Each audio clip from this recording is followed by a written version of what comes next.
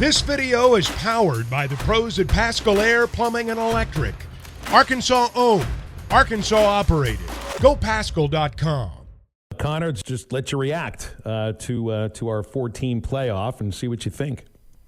I'm stunned. I really am. I can't believe Florida State got left out. I mean, to me, you had so many different ways in which you could have justified putting a Power 5 unbeaten team into the field. And instead, the selection committee, perhaps out of fear that it would have a repeat of 65-7 in the national championship, decided, you know what, Florida State, we just think you're so much different at quarterback. We're going to judge you based on a third-string quarterback playing who wouldn't even start in a playoff game because your second-string guy would be back. And Florida State fans have every reason to be absolutely livid with the way that this played out because it's not supposed to come down to point spreads. If it did, then Georgia would already be in the playoff. Oregon would already be in the playoff. I mean, it is just absolutely absurd to think that FSU got left out. Brand name? Is it brand name, or is it just expecting that if you put this team in, it's a blowout? And let's say that Jordan Travis is not hurt, that he's still the quarterback, but yet the ACC championship game would have had the same result with like both teams barely even getting to 200 yards. At that point, you got the same quarterback, but you had an underwhelming result in the ACC championship. Going by what Boo Corrigan says, I think at that point they're going to put Florida State in. This almost feels like nothing but the availability of Jordan Travis. No, I do think it is the availability of Jordan Travis, and it's a way to justify it, right? Because they were in a spot where I think there was this hope, at least from Florida State fans, that they could maybe be like 2014 Ohio State. 2014 Ohio State got the Big Ten championship to be able to show Cardale Jones is every bit as good, if not better, than J.T. Barrett, and they demolished Wisconsin. So maybe that set the expectation too high, and it wasn't so much that they were being compared to what the offense looks like with Jordan Travis. They were being compared to what the Ohio State offense looks like with Cardale Jones. And to me, that is totally unfair, and it's ridiculous because every team that's in the playoff has had bad offensive games. Like Michael Penix Jr. had a 15-point effort in a home win against Arizona State. Nobody's talking about that. Nobody's talking about the fact that Michigan in the Big Ten championship against Iowa with J.J. McCarthy was one touchdown pass in the last 5 games. They had fewer total yards against Iowa than what Florida State had against Louisville, who, by the way, has a top 25 defense. They're playing in the rain, and I just don't really buy it. I mean, Florida State's got a top 10 defense. They've got a really talented team that deserved to make the playoff, and I just thought it was a very weak way out. I didn't think it was brand recognition. I just thought it was them trying to avoid a scenario in which they could be dogged for like what they did, last year with having TCU in there, even though TCU deserved to make the field as well. Alabama got no demerits for the same thing, barely beating a bad team in South Florida with a backup quarterback because they benched Milroe. And they got look, you got to be good to be lucky, but they got lucky against Auburn. I mean, they just did. But they received no demerits for that because the biggest win of the season, I think in the committee's eyes, and maybe in my eyes too, is Alabama winning the SEC championship over Georgia. But they didn't get demerits for the things that they could have gotten demerited for, which I guess would include a loss to Texas. No, and here's the crazy thing. So I'm perfectly fine with Alabama in the field. I don't really have an issue with that. I would have given the final spot to Florida State instead of Texas. And I know that people are going to say, oh, my gosh, well, you have to let the games matter. Texas beat Alabama. Yes, 100%. Went into Tuscaloosa, won that game. Texas also had a loss. Texas, in every other metric, was not as good as those other two teams. And so if we're looking at it from that standpoint, I would say, you know what, Alabama beating Georgia, the 2-time defending national champs who had won an SEC record 29 consecutive games, that is the ultimate trump card. It just is. And to me, I would have had no problem putting Alabama in the field as well as Florida State and leaving Texas out and punishing a Texas team that has been darn good this year, but in my opinion still had the one loss and still had other areas where it fell short. I mean, they had 10 points in the first 3 quarters against Wyoming. I don't talk about that. But still, Florida State getting left out, it is one of the bigger injustices we've seen in this sport's history. Yeah, football is the ultimate team game, but you're led by your quarterback. Put these quarterbacks in order, Connor. Of Michigan, Washington, Texas, Bama. That's how it is in the playoff committee, the 1 through 4. But how would you rank the 4 quarterbacks? Give me the order of the quarterbacks you would have. That's a great question. That's probably an exercise that I need to do in depth on SDS because. Guys, I don't know that anybody's playing better than Jalen Milroe right now. Like, other than Jaden Daniels, I mean, like, the guy has just been insanely good. So, as crazy as it sounds, like, I might even put him ahead of Michael Penix Jr. I really might because of the way that he has cut down on his turnovers. I mean, you saw in the SEC championship. So, I actually might give Milroe a slight edge over Michael Penix Jr. And then I would probably, as crazy as it sounds, I would probably have Quinn Ewers at 3, even though the guy has so much confidence in the player that he's become this year. I think he's living up to that unbelievable hype he came in with as the number 1 recruit ever at the quarterback position in the 24/7 sports era. And I'd probably have J.J. McCarthy last. You know what? If you're supposed to be a Heisman candidate and you hand the ball off 32 consecutive times in a must-win game against Penn State, to me that says your team doesn't really want to rely on you to move the ball down the field that much. So I would probably have him last, but it's a very, very good quarterback group in this college football playoff. Have there been other years where, I mean, do you think all 4 teams, any one of these 4 teams can win it? Because there are other years where you're like, there's maybe only really 2 teams or 3 teams.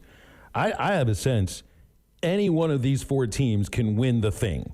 And there's probably another team outside of the top 4 that could have won it too, and I'm thinking of Georgia. Like, this is one of those outlier years, Connor. We're told so often there's only maybe 2 or 3 teams a year that can win the national championship. I don't think this is that year. This is the year I'd like to see 12. I think you're exactly right. I really do. I think if I had to guess, and I shouldn't really doubt Washington, they're probably the team that I have the least amount of confidence in, which maybe that'll come back to bite me. As great as they've been this year, I think they played with fire a little bit more than people have kind of realized. I don't know that they have the experience, and they had the experience to get to this point. I kind of compared them to last year's TCU squad that had just so much returning depth and veterans on that squad. And they really, I mean, they were a team that didn't have anybody drafted the year before, and they returned all these guys, and they just had a smart veteran quarterback who wasn't afraid to step up and make big-time plays. I think Washington could be a little bit of that ilk, whereas the other 3 teams I look at, I'm like, yeah, I could definitely see them standing atop the national championship podium. Even Texas. I mean, Texas has improved so considerably up front on their defensive line as we saw against Alabama. And obviously, like, when you see Quinn Ewers have the confidence to go into Tuscaloosa and win that game, like, that guy can win any game that he plays in. And A.D. Mitchell can probably have some big national championship-winning touchdown catch, just like he's done for Georgia. So I wouldn't be surprised to see any one of those teams. But Washington's the team that I probably have the least amount of confidence in. I think it's pretty obvious we're down to 2 big leagues in college football. Forget about the idea of a P4. Connor, out of the top 12 teams in the committee's rankings, 11 of them are in the Big Ten or SEC next year. I mean, think about that. 11 of the top 12 from the committee are playing in 2 leagues next year. Why are we even doing this Power 4 thing? You know, it's a good question because I think you need the Power 4 to, at least from the way that it sounds, just so that you're playing teams in non-conference play that you are getting respect for.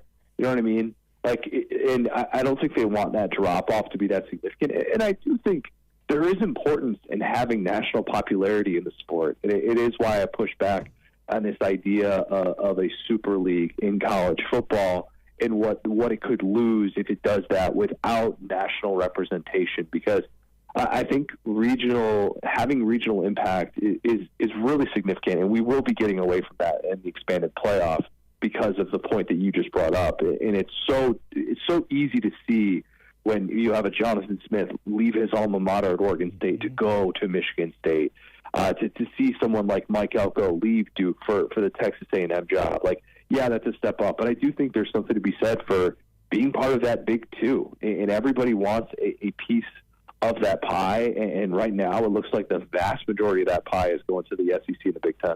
Yeah, I mean, when the playoff was invented and it was 4 teams, it felt like you had 5 equal partners.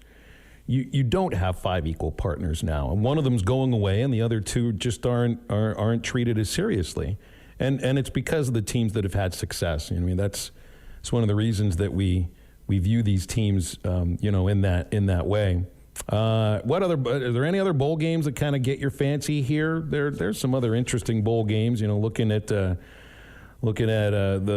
Missouri. Who's Mizzou? And I know they're playing in Ohio State. That's a good one. And Kyle McCord won't be the Penn State Ole Miss game, but Penn State Ole Miss is a good one. You kind of wonder who's going to be playing. Yeah. Yeah, that Penn State Ole Miss game, I'm so glad those teams are matched up because I've been arguing for the last 3 weeks.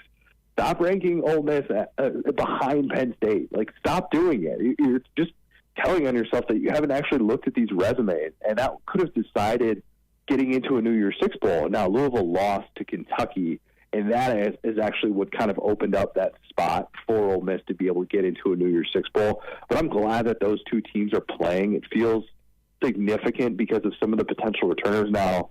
TBD on Quinshon Judkins. That's one to keep an eye on in terms of portal entries. That's kind of the rumor that's been going out there.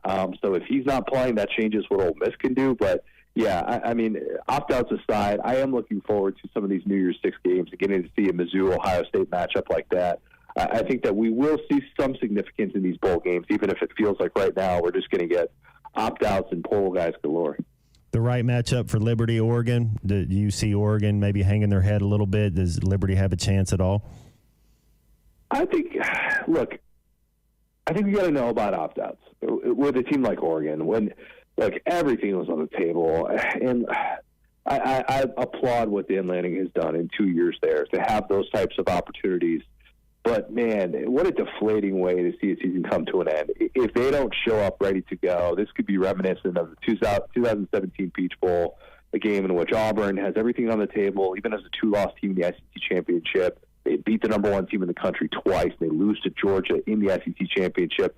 And then they showed up against the UCF team that, had everything to play for, everything that was on the line. That could be what Jamie Chadwell is ultimately able to tap into with that Liberty squad that's been really, really good. Unique team to prepare for. So I don't want to say anything definitive, but, yeah, I would need to see what those opt-outs look like for Oregon to know how good I feel about that team winning, because it's definitely a more talented team, and they should be able to dominate in the trenches if they're at full strength. BetOnline is your #1 source for all your betting needs. Get the latest odds, lines, and matchup reports for baseball, boxing, golf, and more. BetOnline continues to be the fastest and easiest way to place your wagers, including live betting and your favorite casino and card games available to play right from your phone. Head to the website or use your mobile device to sign up today and get in on the action. Remember to use our promo code BELIEVE, that's BLEAV, for your 50% welcome bonus on your first deposit. Bet online, where the game starts.